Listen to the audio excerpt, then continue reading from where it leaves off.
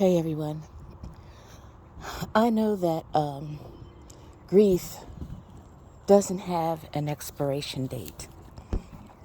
And honestly, I thought that I have done my grieving. First of all, for my mom, which I think I'll never get over. I know that. I'm an only child. It's always been me and my mom. So I know that I'll never get over that, but I thought that I had come to, I guess, an agreement with the grief. And also, the next one, that's Bear barking. He hears me outside. For my husband, Donald Hyland. We were married for 25 years before cancer took him. An extraordinary man.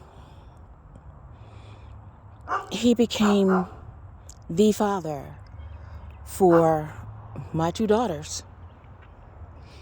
Their father, their biological father, really could care less. So Bill stepped in like what's that called? A white knight in shining armor. Not that because he was white. I mean, he was Italian and Scottish. But yeah.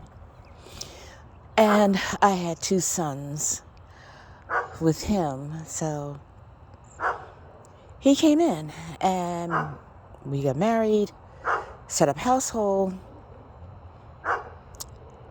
We were together for 25 years. He passed away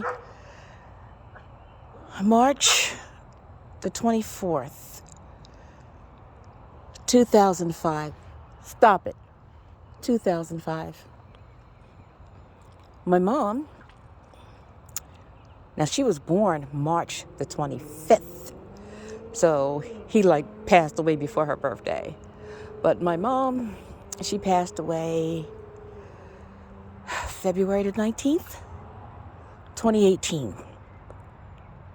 I had to ask my daughter for her date because 9 days after my mother passed away, I was in a car accident and I damaged my brain a little bit more than what it had been damaged while I was in the service. So I was dealing with traumatic brain injury, or TBI. So a lot of things that had happened during that time, I really don't remember. Some of it is coming back, But I've been in a state of sadness for so long. I remarried. I was very, very, very blessed to have another man who did love me too. And he was like my protector. Everything. My children called him Pop Pop because that's what he was to them. Pop Pop. And we were good. Well, once again, heart disease struck him.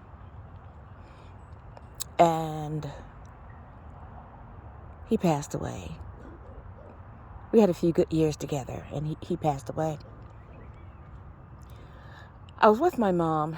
Well, let's talk about Bill first, because he went first. The hospital had called. I had just had back surgery. And I didn't want to have back surgery, but Bill wanted me to have back surgery so we could heal together. And it just so happened that one of the nights, the hospital called me to let me know that he was in pain. And they had to let me know because I was the one who was giving the instruction. And I told him to make him comfortable. And they did. And they called back basically 30 minutes later to let me know that he had passed away. My mom, she had half of her leg amputated, her right leg. And I was there in Philly. I would come back to Georgia to check on the house, to pick up the mail and things like that, and then drive the 15 hours back to Philly to be with my mom. I did that. I think I might have driven back maybe once a month to just check on the house and then go back. And I was with my mom. As a matter of fact, my first service dog, Buster, we were with my mom at hospice with her. And I kept watching and counting her breath as she was breathing in and out. And I would also breathe in, and I would count and breathe out. Breathe in and breathe out. Breathe in and breathe out. And I waited for that breath to breathe in, and it never came. And I walked over to her. Buster kind of looked up, and then he laid down. So I went over to my mom, and I shook her a little bit, like, come on, let's get that breath in there. Come on, girlie, let's get that breath. And I knew she was gone. So I rang for the nurses, and I took my mom, and I cradled her head, and I sang. I sang to her. I sang to her. In our culture, sing.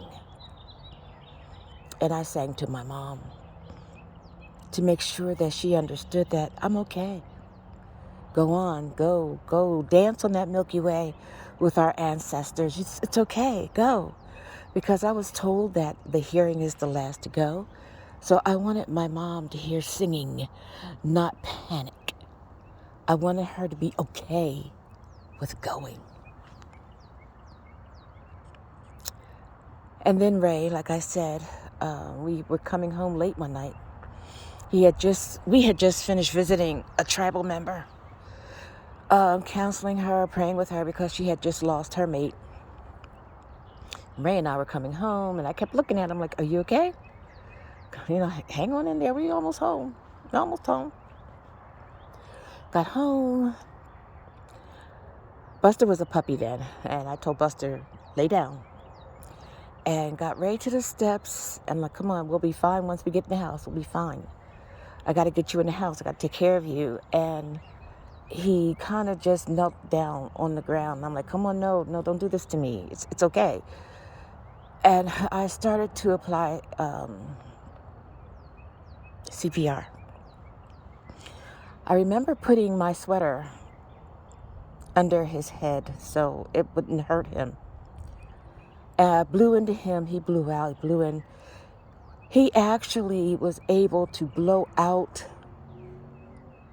his last breath into my body.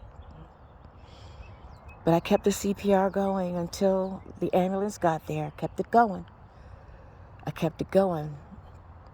But I knew he was gone. He died in my arms.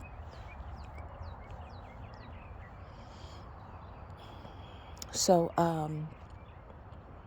that was in 2011. And my family moved me from Virginia to Georgia. And going through a series of depression, and I'm just thinking it's just my regular PTSD, And then with the TBI, sometimes my speech will go haywire. Sometimes I can't even bring words out of my mouth. That's how this is affecting me. So I figured it was all about that. Until one of my doctors said, when did you go to grief counseling?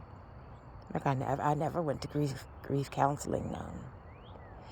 I just prayed and kept going. And he made me realize that I'm one of those type of people that, okay, I got to keep going.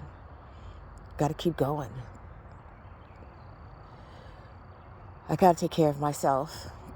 There's no one. Children are grown. Children are living on their own, which as they should. I got to do for me now. And I've been stumbling. I know what I have to do, but I've been stumbling. I've been tired. And one of the things about Native Americans, as you know, we're Native American and Gullah Geech. Native Americans have a way of saying, I'm tired, I'm sleepy, I'm going to sleep. And they go to sleep. They never wake up. I don't want to do that, even though I've been saying I'm tired. I made it through school. I graduated. I got my bachelor's degree in digital photography. I did it. Because of the TBI, it was hard for me to understand some of the things because my brain would stop functioning and I would stare at a page. I did have 2 classes that I had to repeat, and I did. I repeated them because I wanted to graduate. I wanted to finish something that I started because concentration is also hard. With PTSD, TBI, and dyslexia. I forgot about dyslexia. It's hard.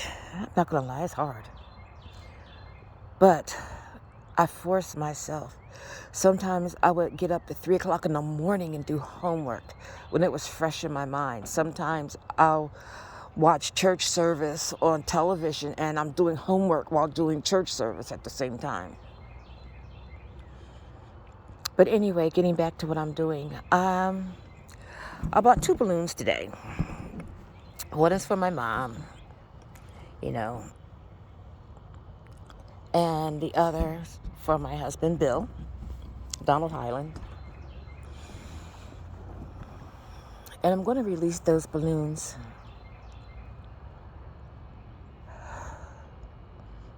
because I need for them to understand I'm trying to be okay. I'm trying to be okay. I'm trying to do the things that I am to do and not bug my children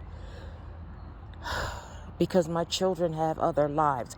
They have their lives to live and I can't burden them. I can't do that.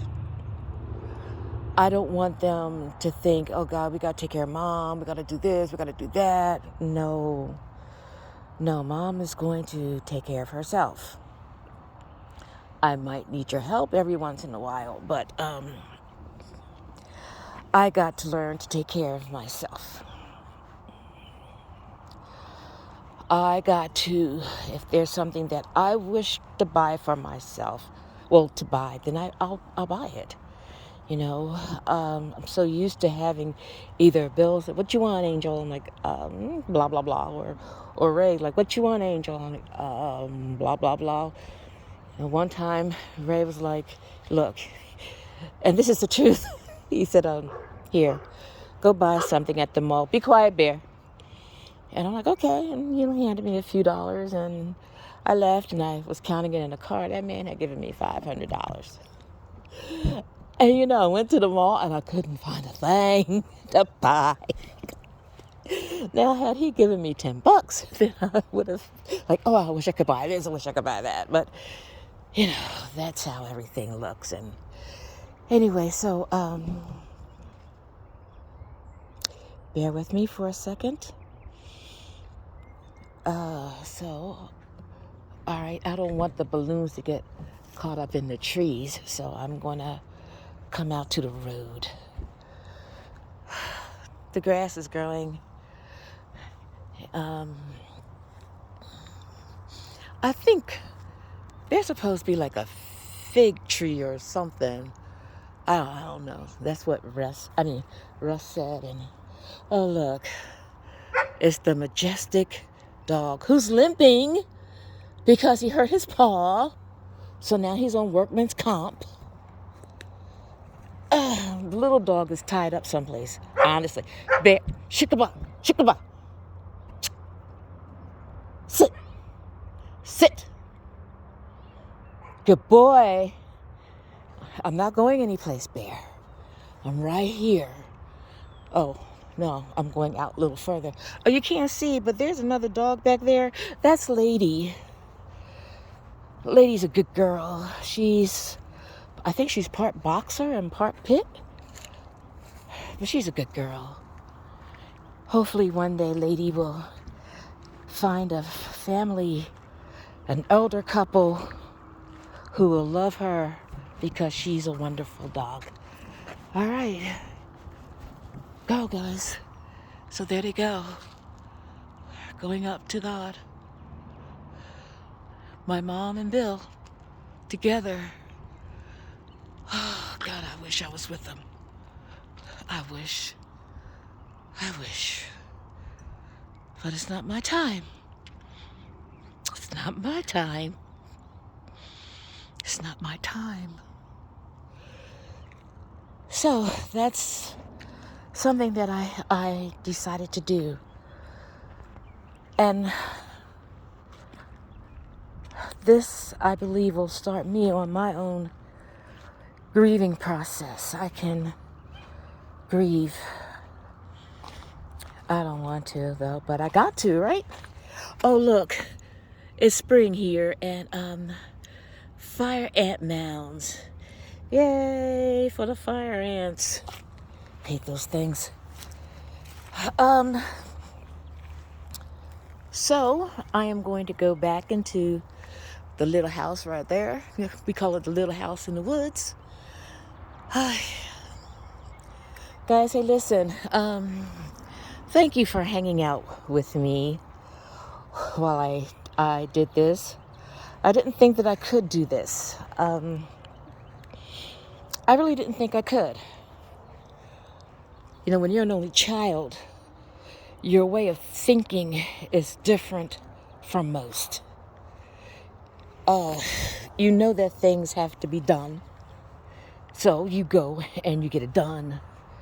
And you keep going. You just keep going. You don't think about anything. You just think about what needs to be done and you do it. Because you had nobody else to rely on. You don't have any brothers or sisters. It's just you. And that's the mode that I work in. It's me. It's me. So, oh, that's the pear tree. It had white blooms on it. Soon, though, there you go. Soon, the pears will show. And then little animals will come and eat. Over here, that's the kitchen window that I was looking out of as I was making my smoothie. And that's where I met that snake. I guess I startled him. You know, he was like hanging on the branch. And I jumped and he was like, let me just stay still and maybe she won't see me. Granted, she's staring right at me. So that was my introduction to, I named him Buddy. That's right, I named the snake Buddy. He's the people from CSRA, Snake Relocation and Educational Department. They came by and they told me he was a rat snake. He wouldn't bother me or the dogs, but I do have to keep the dogs away because the dogs will kill him. As long as he's with us, we will be fine. He will take care of any rodents. As a matter of fact, he will take care of any snake that comes into his territory.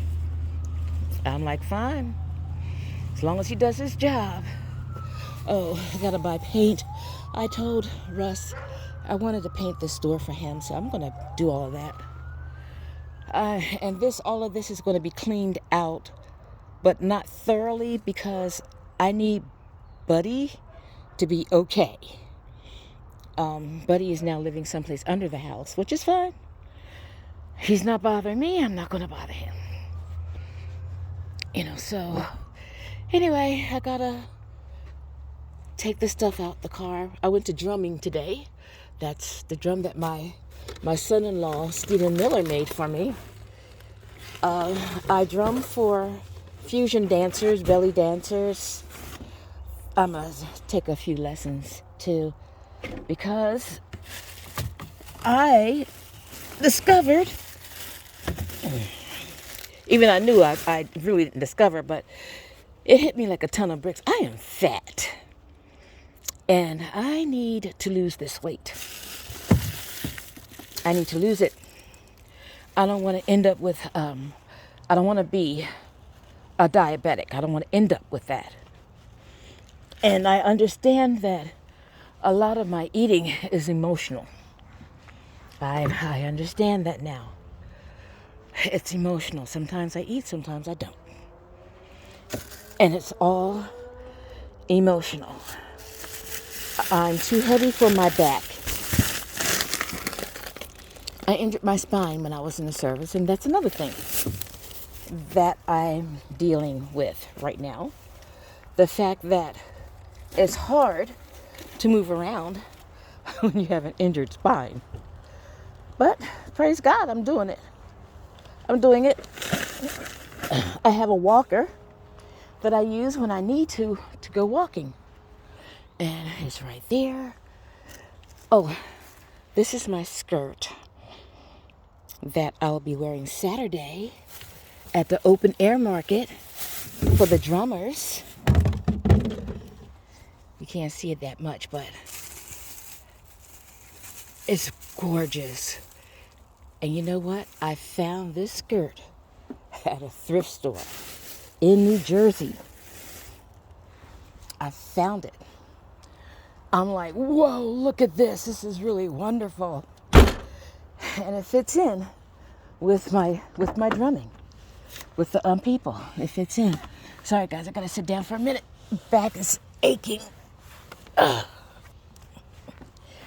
Next week, I will be planting the herbs that I'm praying, that will start to grow wild on this land. I was thinking about planting them over there until I found out that was Buddy's home. So I am going to choose a spot over there. And I want to plant them in a certain way that they will take hold, take hold of the earth and grow. It's important. It's important because no matter where you live, you should grow something. You should grow some type of medical plants. And I'm not just talking about marijuana, even though I wish I could grow that, but I can't. So that's going to be my herbal garden over there. And I think what I would like to do when I clear out some of that over there. Oh, that's a fake plant. I got it at one of those estate sales, and I just fell in love with it. So the girl said, just go ahead and take it. I'm like, woohoo! But I am going to clear out a path, kind of, sort of, because I'm going to grow tobacco. And it won't be tobacco to smoke, per se, but it will be tobacco used for ceremony. That's what I want. And the tobacco will remain on this land. I also want to plant 2 rose bushes. One red, one white. So the rose bushes can stay here even after I've gone, praying for my own home. But even after I get my own home, praying on that, prosperity. The Lord has promised us prosperity, and I'm standing on some promises, not just on prosperity, but the enrichment of my soul. That's what I want. I want my soul to be healed. I know that I'm going to have some sad days, but I really don't want them. I want my spirit uplifted, and I want to stay uplifted. That's my prayer for right now. But anyway, forgetting what I was saying, I'm going to plant the tobacco here, and I'm going to do the rose bushes, because I want them to stay here too. It is raining. We're getting ready to get that storm that the weatherman has promised.